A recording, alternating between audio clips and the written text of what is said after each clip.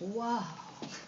Fellow Toastmasters and guests, the information that I'll share with you in the next few moments may one day save your life.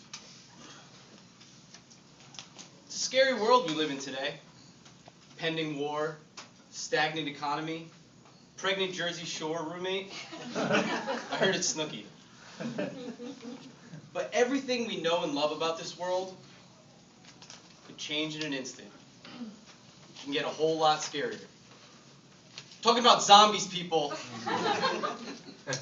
Flesh-eating, broken-limb zombies. The threat of an impending zombie apocalypse has loomed over society for decades, and governments have done nothing in the areas of zombie education, awareness, or survival. That's exactly why I'm here tonight. Yeah.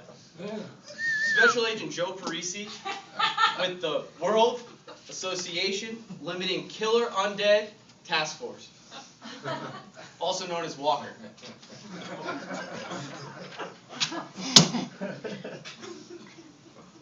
We're a global agency created to educate, train men and women with the skills necessary to survive possible zombie encounters.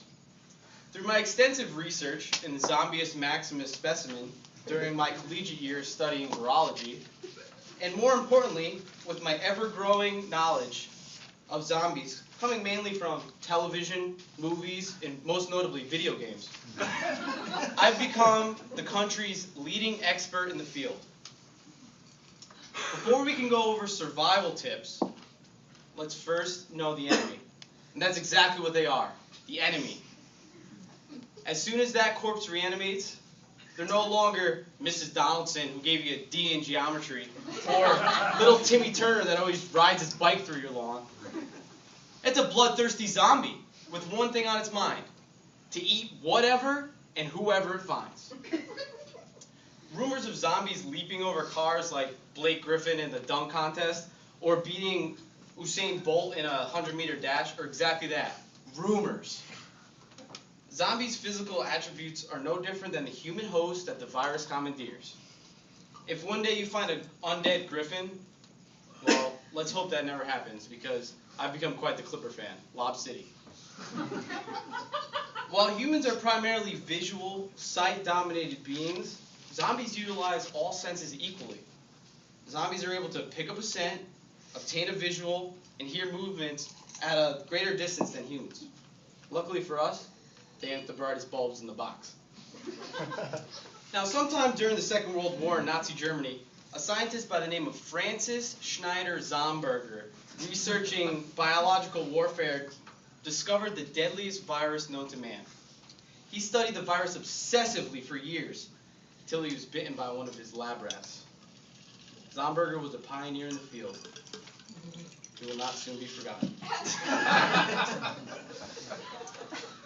It's now speculated that over 150 countries possess strains of the zombie virus, with some researching antiviruses and mutations to combat it, and others determining ways to release it into the population. Everyone said Bush invaded Iraq because of oil. I mean weapons of mass destruction. But those weapons weren't nukes. Saddam was ready to unleash the virus for germ warfare. Now do you understand the importance of Walker?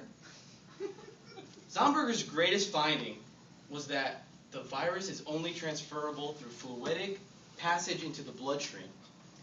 Bites are the most common, but even exposure to zombie remains on an open sores is known to transfer the virus. Zomberger also discovered there are 5 types of zombies. There's the crawler, the shambler, the walker, the runner, and of course, the thriller.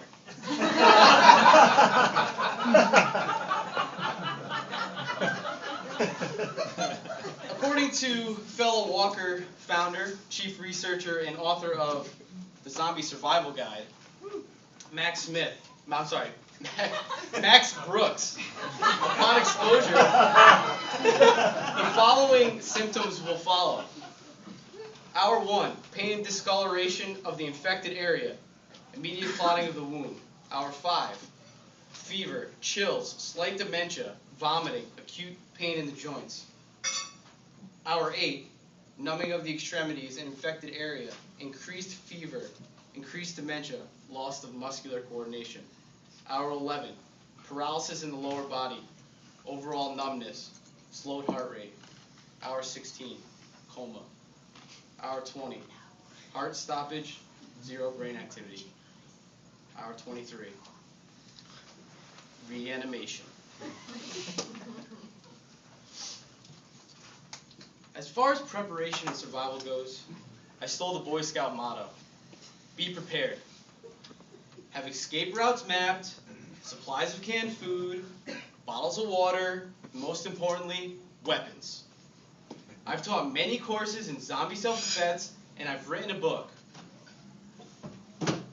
Undead Security for Dummies. You can find it on Amazon. It's only $24.95. First off, hand-to-hand combat with the undead is a last-ditch effort, easily the least effective method, as are blunt weapons including shovels, pipes, golf clubs, and Louisville sluggers. Being that we are in Texas, I assume most of you have a firearm, if not 10. A well-placed shot to the head is all you need, but the sound will ring out for miles, attracting more zombies in the area. My weapon of choice? Knife. Silent but deadly. You have to get up close, so it's not for the faint of heart. Now this is not a knife. This is a knife. And I recommend all of you invest in one, as well as a machete and a samurai sword. I hope you all have been taking notes. One day, and I hope that day never comes, we will put this education and training to action. If you wish to learn more, you can buy my book, only $24.95. Or you can follow me on Twitter, @ZombieJoe. I'll leave you with 3 rules. Rule number 1, double tap. Last thing you need is a downed, seemingly dead zombie to spring up and gnaw at your Achilles. Finish it off. Rule number 2, fitness. Walker pays me to stay in shape and look this good. But you better be prepared to run, and run fast. Rule number 3, don't be a hero.